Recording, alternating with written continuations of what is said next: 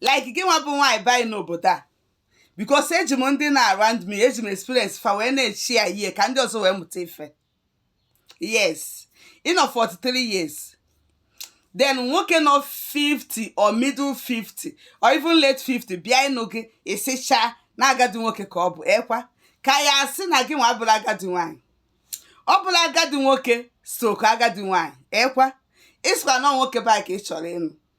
Okay, nwoke be anyị dị 50 something na gị nwa dị 40 something ọ na-abịazi ịnụ gị nwa isi mba na agadi nwoke ka o si bụrụ agadi nwoke. Gị nwa dị 43 bụrụ agadi nwaanyị, gị nwa dị middle 40 or even 40 ịbụrụ agadi nwaanyị.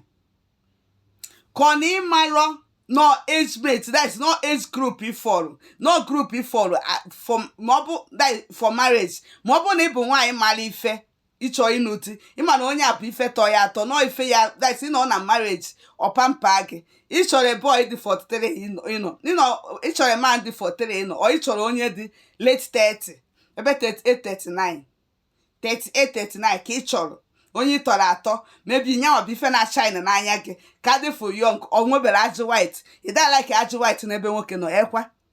Ị chọrọ nwoke gbara ajị white jue n'obi, ajị white jue n'isi. Ị chọrọ nwoke ajị ya ka na-acha black mana gị nwa atụchigo ajị white obere n'isi were dachie na-achọzi nwoke na-agbara ajị white ekwa. Ọ dịghị ka ọ na nwoke anyị na-achọ na-agbara ajị white dị 39 38 37 why gị nwa dị 40 middle 40. Ọ dịghị ka onye ahụ bụ ife ya anụ gị kwete na ọ ya anụ gị ka ọ ya eji wee egwu egwu. Ụfọdụ ụmụ nwaanyị be anyị na-ezuzu ị chọrọ nwoke ọ ya bụ ị na-ene ya anya ajị dị ya n'arụ akwụrụsi ọtọ na-acha white na-acha black ka ọ bịa n'ụba gị. Gị nwa tụchisigoro ajị white n'isi gị woman mife ọ ya emeghị ọ dị na-esie ya ọgbọ ị na-asị because age ị na-ekwu ekwu na ọ bụrụ ya age group. Yes, age ya ị na-ekwu okwu wee na ụmụ anụmanụ nwaanyị obodo n'ogodo ya na-azụ ya bugodo aja dị naanị ọ dafụta dị ya anya. Fụzi onye dị 50 something late 50 na ike agwụ gị na wee na-etipịa gị wee na nwaanyị obodo etipịa gị o wee sị na ike agwụ gị ka ọ settle ka ọ chọwazie nwaanyị be anyị. According to experience the man sị na wee na-etipịa gị na ndị wee na-etipịa gị etipịa ya everything na ya nụgo nwaanyị mụsịa nwa na fe etipịa gị na ike agwụ gị ka ọ chọwazie nwaanyị be anyị dị okay.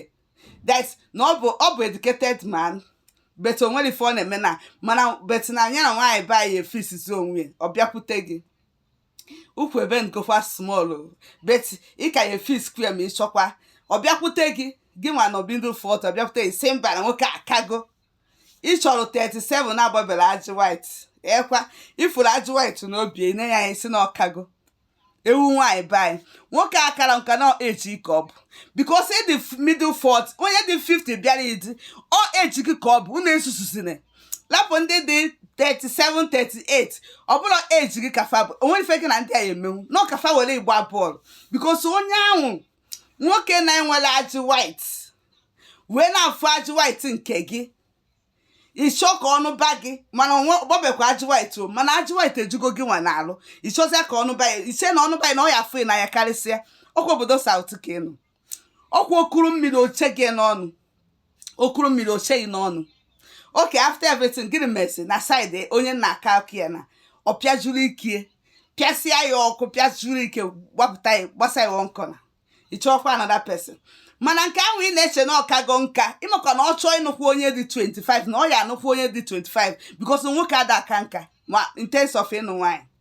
Yes, isi unu bụ ụmụ nwaanyị be anyị ada arụ ọrụ n'obodo ọnya bụ na ụfọdụ n'ime unu chọrọ ịnụ di agụdị m ekwukwa maka ndị achọghị ndị onwe ndị decide na fam goma na Nigeria na fa chọọ ịbụ single mother. Yes, ndị na-ekwu okwu bụ maka ndị nke gbagotego na age inwego age mana ị na-achọ dị kwukwukwukwukwu ka ebe a na-achọ gịnị no ị na-achọ dị n'ike ịdị ka na-acha akị okwu ha ka na-ekwu.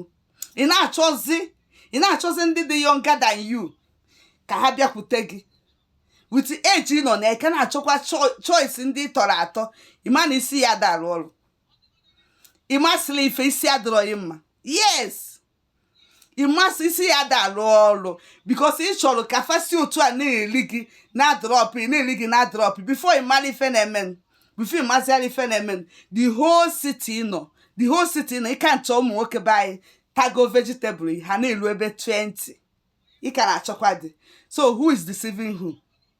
Ị chọrọ ịnụ onye na-enwere white mana ịnwego white, so who is deceiving who? Nwoke a kago nka ife ọ na-agbachaga ji white nkewa nke ịgbalụ ị na-ejide ya anyachi ọbụla white, nke ịgbalụ ị na-ejide ya agbachi ị na-ejide ya anyachi ọbụla ji white.